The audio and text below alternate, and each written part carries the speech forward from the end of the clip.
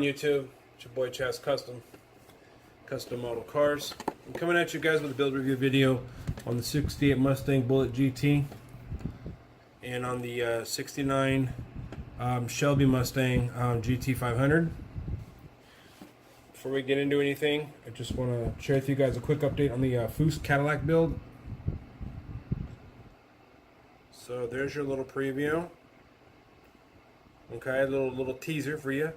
So just a little teaser. I almost dropped it when I did that too. That wasn't a good thing to do. Oops. Anyways, just wanted to give y'all a little teaser. You know, I'm not ready to show you guys that Foose build yet because I still have to get the hood painted.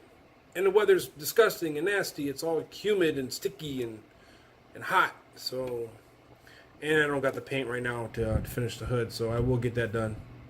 But today we're going to be discussing about these two builds. These are part of the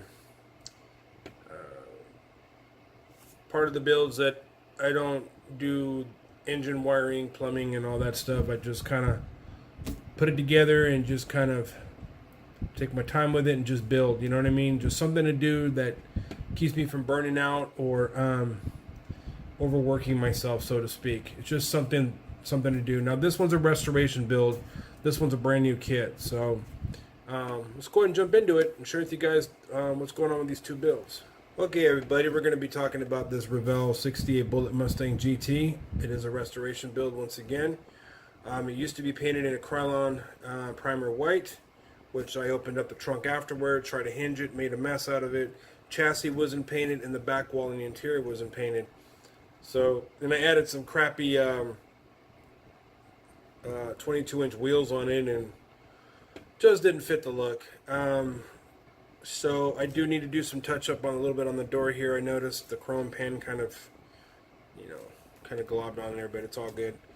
That should be easy to take off. But anyways, so here's the build now where it stands.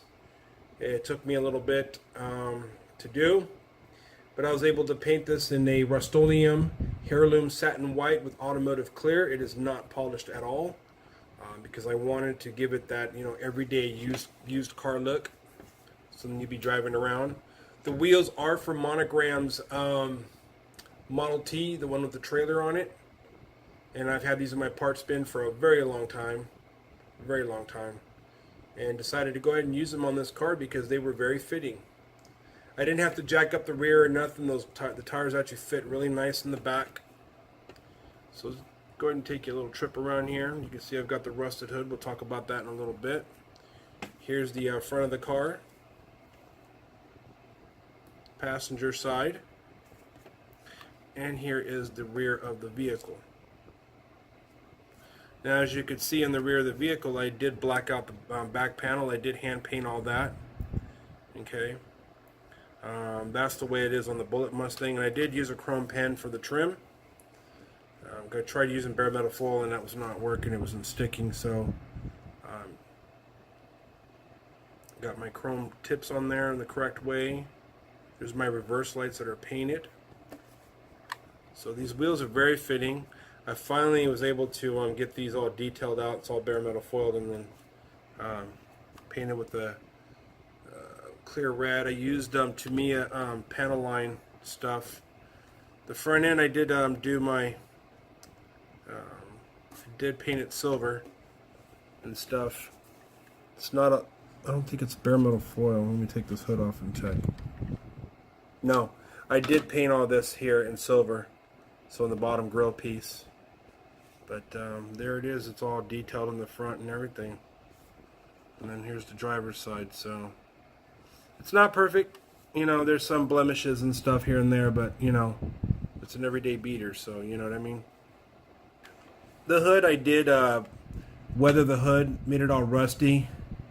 I've seen a few junkyard pictures of old Mustangs with the rusty hood, and I kind of like that look. I did add, did use some, I did use a chrome pen for the trim. So it's just, I painted the hood in the, well, no, the hood was already primer white. I just went ahead and added my acrylic colors and stuff like that, and you know, dabbed here and there. I also did the same thing with the bottom, which the bottom is all hand painted. I hand painted it black and then added all my rusting and whatever, as you can see. What engine's even weathered. So it's totally gunked up in there, being used properly. I added bare metal foil for the lights down here, the trim on each side. The engine bay is also hand painted and weathered. Fenders all the way around. It's been weathered. The engine is hand painted in a like an acrylic blue, and then I added some oil grime to it using Tamiya panel line stuff and acrylic black, and then I did like a little rust wash. I used some AK Interactive as well, which is great stuff. So there you have it. I even dirtied up the water bottle there, this little white thing there. So there you go for that. And the interior is just the interior. It's basic, it's simple. It's been detailed out a little bit more. I did add a little fire extinguisher. I don't know if you can see that. So there's a fire extinguisher.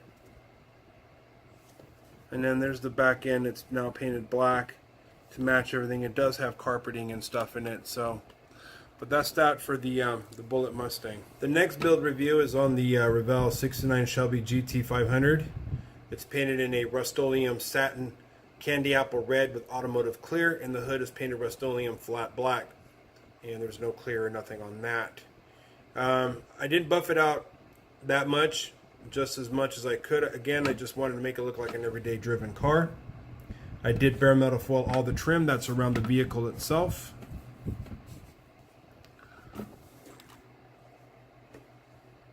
As you can see, I did lose my my hood pins. Don't know where those went. That's all good. Did use the chrome pen for the door handles, the marker lights and stuff. It does have a pretty good, decent shine on it, as it should. So, and I did notice I got some paint right here. I'll have to correct that one. I did take out the stock wheels, and I'm using our stock tires, and I'm using the tires from the 32 Ford kit by Revell, and I had to jack up the rear end a little bit to get them to fit. Kind of gives it a nice little 70s, 80s kind of look to it.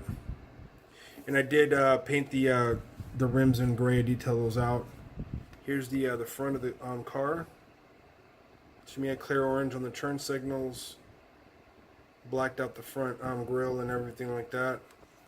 The back end, same thing. Blacked out the grille. And that little trim piece in the top, which was not easy. There's the exhaust. The exhaust is painted in the color it's supposed to be, which is steel.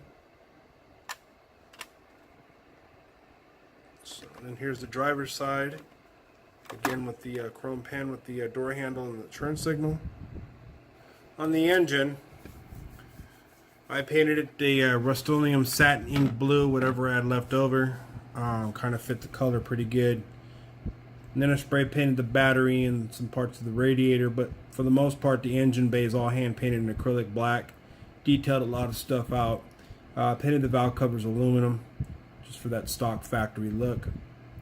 And I used some microsol for the decals so they can conform to the areas, which worked out pretty well.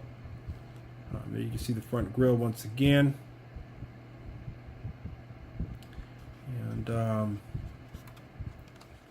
the interior, or the not gonna get the interior yet. Hold on. The chassis here is spray painted in flat black.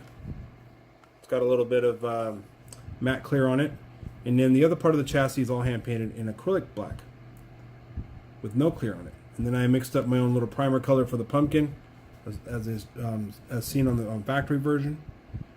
Detailed a lot of little details here and there, as you can see. So it's all factory, you know. Here's the interior. It's not painted. It is just white, like it's supposed to be. It's supposed to be like Wimbledon white or something like that. Even the door panels. It does have carpeting on the floor. Let me see if I can open up my curtain really quick. Or, no, better yet, where is my flashlight? Hold on, I'm gonna look for a flashlight really quick so you guys can see the interior. So I don't know if you can see, but the interior's center console is all detailed out in like wood grain and stuff like that. Same with the dash.